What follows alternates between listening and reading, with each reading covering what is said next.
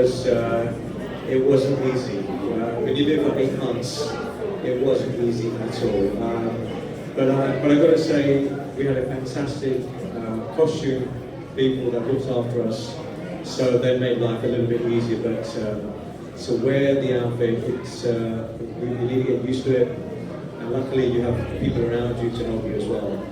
That would be the most uncomfortable, but for me, the most memorable experience. So you've got to weigh these things up. Yeah. Scarab Trooper, obviously, you're not constricted on the legs, so it's a lot more easier. So much more comfortable. So I prefer that. But having said that, without sounding selfish, it's the first order stormtrooper.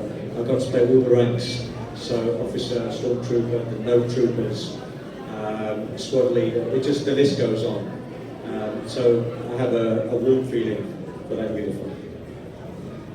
Yeah, I can definitely confirm. I have not worn a First Order Stormtrooper. I was just an Imperial Stormtrooper, but terrible. Being in them for as long as we have to be, they definitely get uncomfortable. Everything pinches. You'd think they'd be all made the same, but they all kind of fit slightly differently. Also, with certain modifications having to be done to them from different breakages. Anytime a piece breaks and it gets glued back together, it loses the flexibility, so it no longer has the correct curvature, and that completely throws off the design of it. So it just, for over years of wearing them and just the general wear and tear, plus doing stunts in them, and things break all the time. So every time they get repaired, it gets one more step worse and less comfortable. So yeah, I've got to confirm the stormtroopers are definitely by far. And going to the bathroom, it's a process. It's a whole so you make sure, even though you've got to keep hydrated, you just got to make sure you've got big bladders. That's all you can do. It does take a while to do what you have to do. So I won't go into more detail than that. Yeah, don't be too hydrated. Or know in advance, like 20 minutes in advance, that you will have to go. You prepare, and I think after the first few days, you realise you can't eat that much either, even though the catering is superb. So you just got to refrain from that, refrain from drinking at the wrong times, and then you try to condition yourself to do that. I mean, you probably do the same. Yeah, you get used to it, but to a certain extent you get used to it. But yeah, there's definitely some stuff that you have to kind of roll with day to day. Like San said, you don't really want to eat too much, just because feeling full in those outfits that are already very constricting, that's just way less comfortable. It starts out at a pretty bad place already, so no reason to make it worse. From costumes to film sets, and I rarely look at my cards, but I have to, because you appear in so many costumes in so many parts of movies and series of Star Wars. So Dmitriy, Mandalorian, Ahsoka, Boba Fett, Obi-Wan, Kenobi. From all of these, could you pick one favorite set you appeared in? And describe it a bit and give us an idea of what the set was made of and why. Yeah, I think one of my favorites, they're two similar sets and part of similar scenes. As Tusken Raiders in season 2 of The Mandalorian, we were shooting on the volume, which for everyone who doesn't know, the volume is on stage. It's like a 360-degree LED screen where they can position anything in the background that they want. And so we were recreating the campfire scene when we're all figuring out what to do about the crate dragon. And we were sitting around inside of at one point we were sitting outside, or in the volume, but as if it was outdoors, and having conversation. In another scene within the same set, it was like inside of a tent where in Book of Boba Fett, where he gets that little lizard that runs into his nose before he goes on his vision quest, and we're just sitting around inside this giant tent with a fire actually burning in the front, or in the center of it, and we're surrounded within the screen, and you see the tent that's real, and then everything around it to create the sense of the entire village is all done with inside the volume on an LED screen. And those sets that are created is just, it's so amazing being a part of it and actually being able to see how detailed they can get on that, within volume, and pretty much create whatever they want. Also, we were shooting this nighttime scene in the middle of the daytime, like early morning. You come in and it's pitch black in on stage, and the screens are showing a night scene, and the fire's burning in the distance, and different campfires. So it's pretty surreal being in the middle of all that. It's very cool. So you lose sometimes the feeling of time there. 100%, yeah, all the time. You shoot night scenes during the daytime, shoot daytime scenes at night, and realistically, if you wanted to, you can film there 24 hours a day and do whatever you want. So for you, the same question, and again, I have to repeat it. The Force Awakens, Rogue One, The Last Jedi, The Rise of Skywalker. One set to pick that you think was the most amazing one. There's so many sets I can describe, but I think, just like Dmitriy said, the first time we started filming The Force Awakens, we started night shoots, 5 night shoots at Pinewood Studios, and you see Jakku, you've got fires everywhere. I've never seen so much sand in my life. And I thought, when we started filming, I think these guys, someone's going to clear the sand after filming. But the size of these sets is incredible. So that was, again, getting at 10 o'clock at night, finishing at 7 in the morning, and this happened for 5 nights before. But I was, when you look around and you're looking at Jakku, you look at people around you, I think we realised we're part of something special. But same again on Pinewood Studios on Rogue One. So people thought I was in the Maldives or Seychelles because there was some filming, obviously on some tropical places. But there was all palm trees, there was sand, and again, green screen, blue screen, that make it look really realistic. So no, I didn't get a chance to see any tropical climates or anything like that. But that was pretty impressive. Again, I turn to you. Is there anything you would like to know? Any question you have?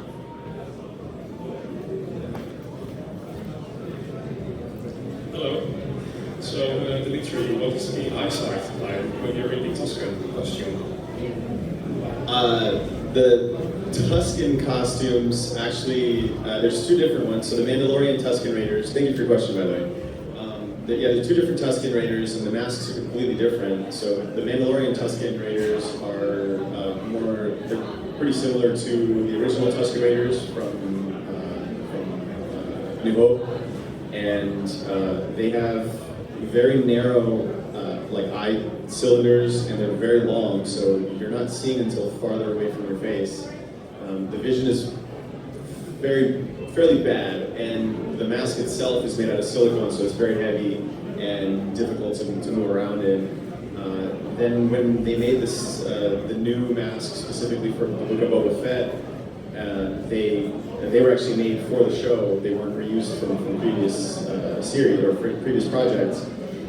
So they were made to be a completely different tribe. So the eye holes we had were a lot shorter, so closer to your face, which makes we have a wider field of vision, and they were also wider. So the eye holes are just themselves larger diameter, so way easier to see. And then the masks were also made out of just on a thin plastic base, so they were a lot lighter, just more breathable, and we could move around a lot easier in them. So just a lot more mobility, which with higher mobility, we can actually move our heads easier, which allows us to kind of scan the ground a few steps ahead, which a lot of the characters that I've played, I have to actually look a few steps ahead of me as I'm walking around to see there where I know I'm going to walk eventually to make sure there's nothing there. Because you can't just look down to make sure there's nothing at your feet, so you have to plan it out ahead of time within that scene. So.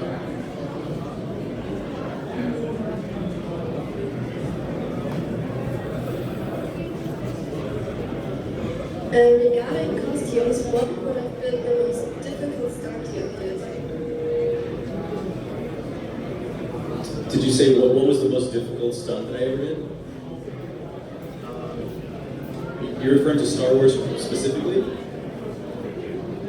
So within the Star Wars, we really just had a couple of things that we did. And so they were as a stormtrooper.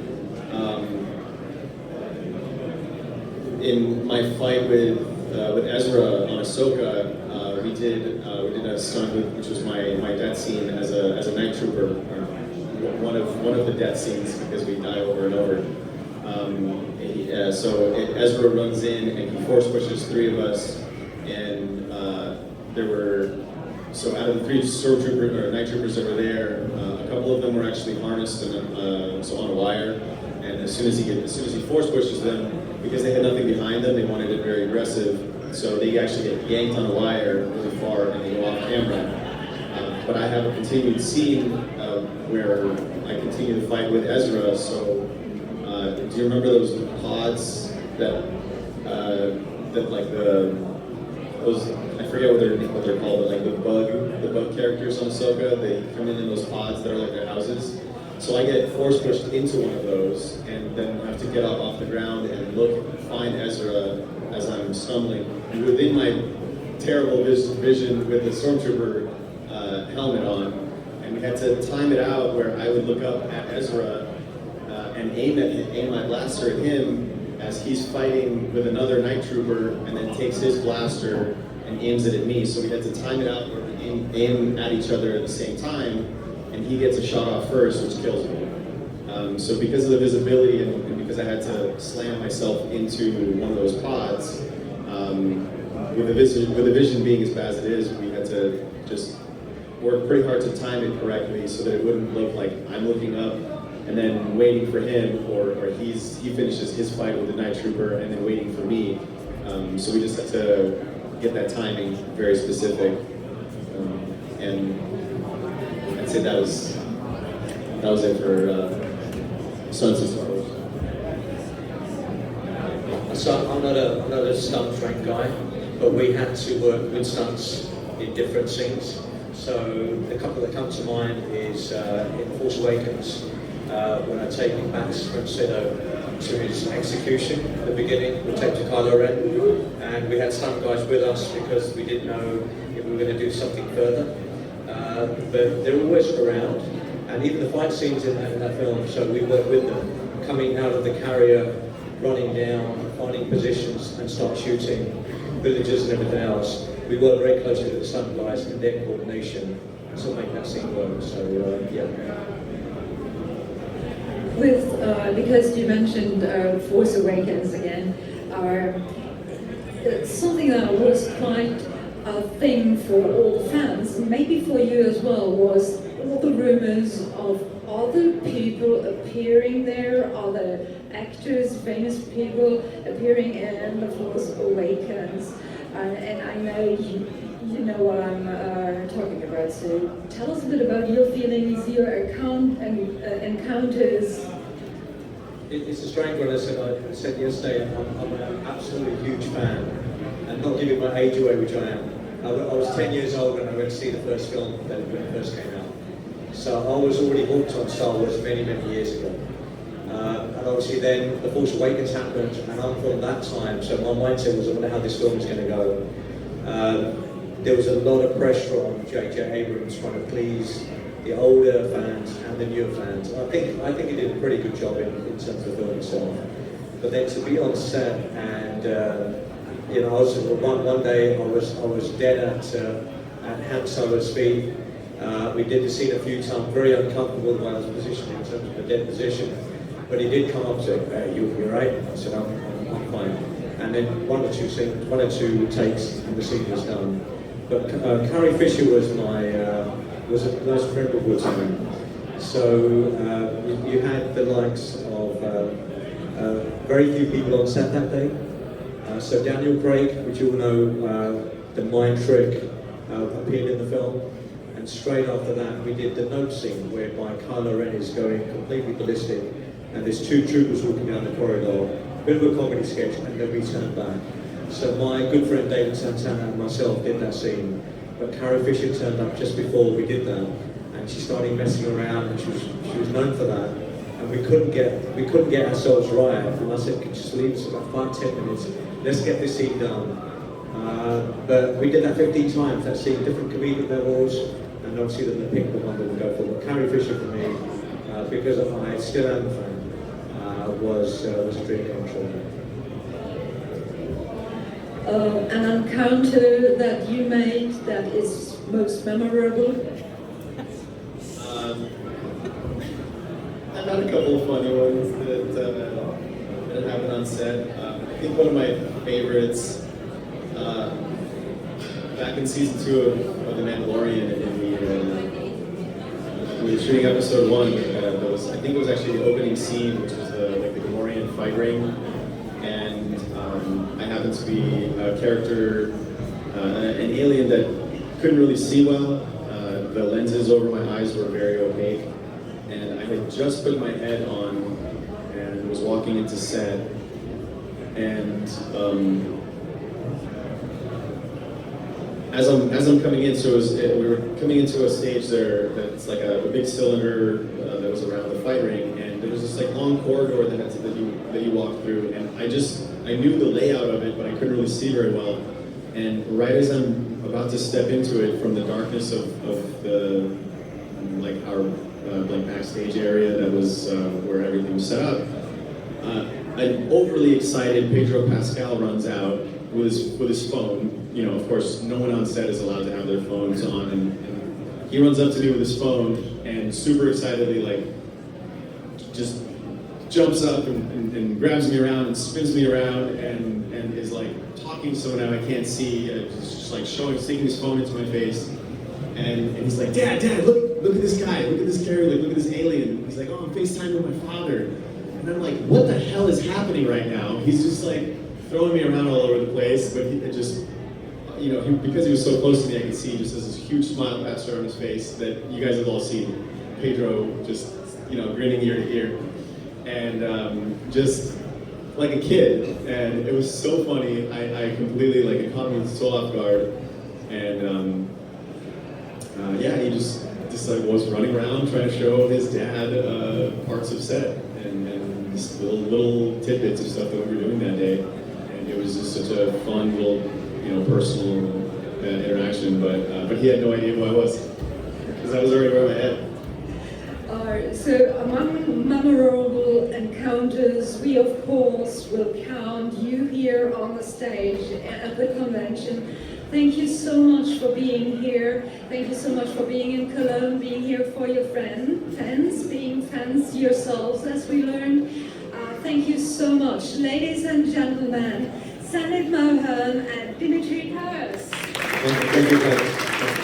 Thank you, everybody.